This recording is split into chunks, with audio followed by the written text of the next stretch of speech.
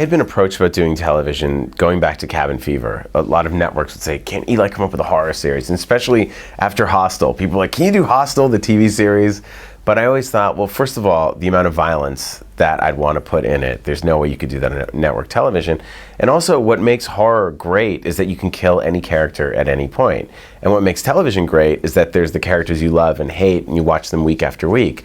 So I thought, well, that would be frustrating if each week I just brought in a whole new cast and killed them off. And then I started seeing the medium really evolve, and shows like Boardwalk Empire, Game of Thrones, The Walking Dead, even seeing what Ryan Murphy did with American Horror Story.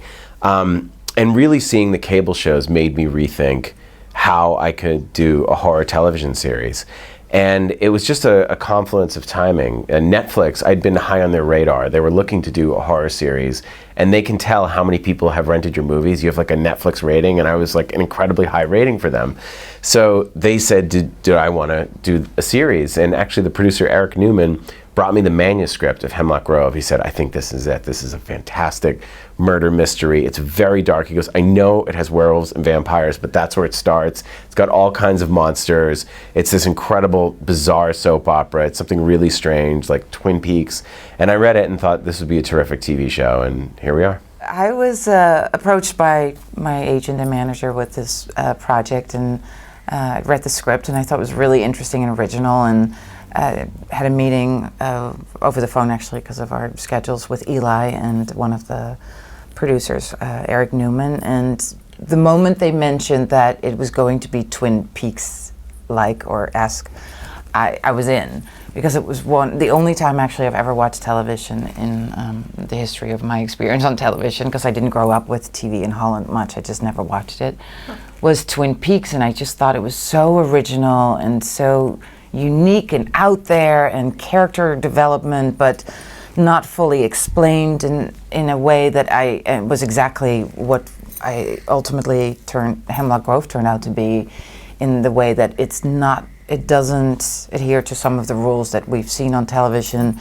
It's not a network show. It's very unique in tone. It's not, it's set against the backdrop of the vampire werewolf kind of genre, but it's really not about that. It's about character development and uniqueness of people and all of that. So I was instantly taken at that moment. I was also approached. I was in LA for the pilot season, auditioning and reading all these, quite frankly, shitty television shows that all these pilots, and my managers, said like, hey Bill, you should read this TV show, this pilot, and it's like and I'm like, what it is? And it was a vampire werewolf thing, but I'm like, no, wait, just read it, just try it, check it out. I'm like, because it's so like it's, I think we're so fed up with that genre in a way, the werewolves and vampires. I mean, how many Twilight films is there, and how many seasons of True Blood? It's like it's been going on for years. So I was like, all right. I had really low expectations, and I started reading it, and the script blew my mind. Like it's something that I think we haven't seen before, and it's completely, like Famke said, it's like it's not about the creatures per se. It's about people and kind of the creatures or the monsters or whatever. They kind of just enhance characters in a way, but it's primarily just based, character-based show. So and it's super weird and strange, and I was also a big fan of Twin Peaks, and it's something. It has its own tone and in this kind of own world and its own universe, and just reading the pilot and then reading the second, third, like I think that the scripts just got better and better throughout the season, and it's super cool. So I think that I think it's going to be a really unexpected show. Roman is a super intense character, and throughout the season he gets kind of into more and more trouble and more and more unstable, and it really took its toll on me. Like, I think I've never done a character that as challenging as Roman, in the sense of that he's so dark, and he goes to places that and as an actor you need to find that within yourself, because you only have the tools that that are you. So you're trying to dig deep and find all these places, these dark places within inside of you, to use it and portray the character.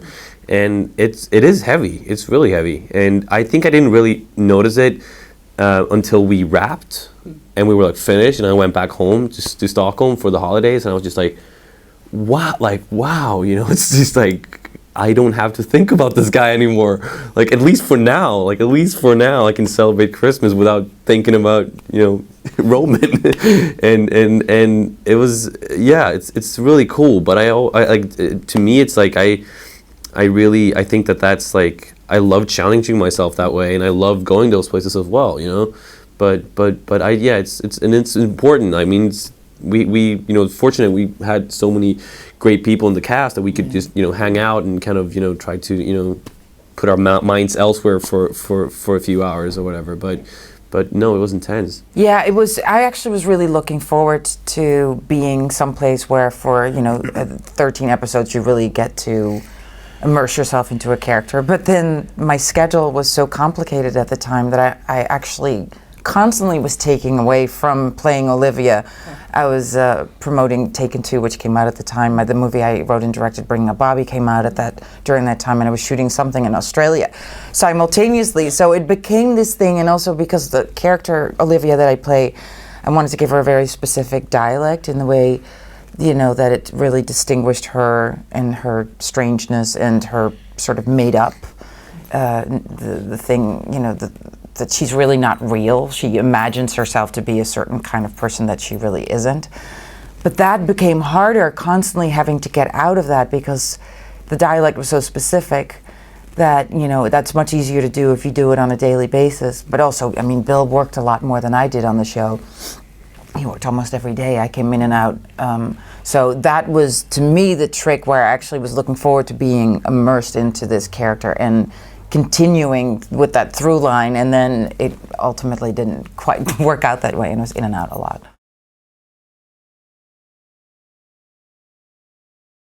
Absolutely.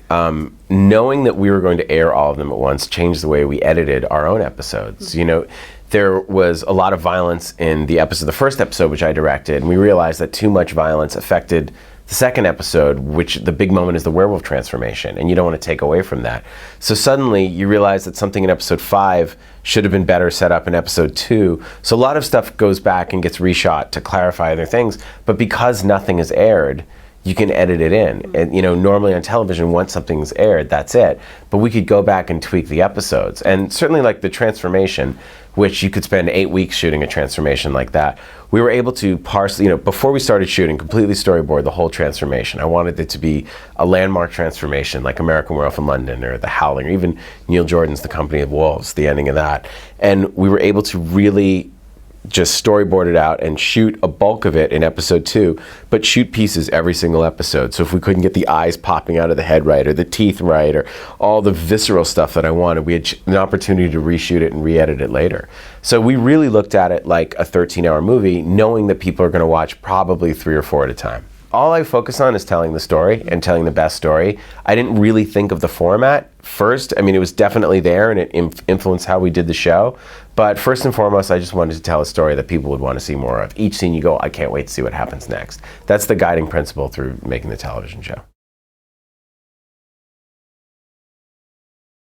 I really come from a film background, as Bill does too, and so I've been in film for over 20 years now, about 20 years, and so television isn't. I haven't considered it much in the past. I only did Nip Tuck, and I did only one season of it. But if you look at television today, when you have Martin Scorsese, Michael Mann, I mean, you name it, all big directors and actors, filmmakers, writers, everybody has turned to this medium to start telling stories. And so it's, and also when you look at women, women in a certain age group all of a sudden couldn't find work in film anymore and all turned to television and did the best work of their career on television. So it's really been the go-to place. And I'm not saying I'm forgoing doing movies. I'm still very much working on films all the time, and I love it. But also, we weren't traditional television by doing the show for Netflix. We didn't have to, the rules that apply to network television of having to wrap up a story, having to have a murder or some kind of thing every week. we didn't have any of those rules. So it did actually kind of feel to me as though we were making 13 one-hour movies or something, or a 13-hour movie, however you want to see it. Yeah, definitely. I'd love to do, I have actually an idea for a comedy series. A friend of mine made a movie called Que Pena Tu Familia, which is on Netflix, and we did this soap opera, a fake soap opera in Spanish called Heart Attack, Attack al Corazon, and it's on YouTube, and it was so popular we thought we have to do this in English for real as like a ridiculous show set in a hospital. So it's really got me thinking about doing more shows, comedy and horror stuff. I had a great experience. I love anything where I can exercise my creativity. I mean, first and foremost, I love directing feature films. When I made my latest film, The Green Inferno, which I'm editing right now, I was so happy. I shot in the Amazon in Peru, in a village with no electricity, and I had 100 villagers playing extras, and I had like 5-year-old kids, and they were eating people, and I was like covered in fake blood, and I was just so happy. I was like, this is where I belong. I'm creating a lifetime of happy memories for these kids and capturing it all in film. So, but I love doing that. But that said, I think that it's now the medium has evolved where you can really do shows like Hemlock Grove. I can do more horror stuff. Channels like Netflix are really programming very different outside the box things. And that's what we wanted with Hemlock Grove. We wanted it to be something that's bizarre and unique and outside the box with a fantastic theatrical cast with Famke Janssen and Dougray Scott and Bill Skarsgård. So it's a really, really exciting time right now because the way people are digesting shows, you can be in a theater 2 weeks, but the movies are going to live on your iPad or on Netflix. So you can make movies with that in mind.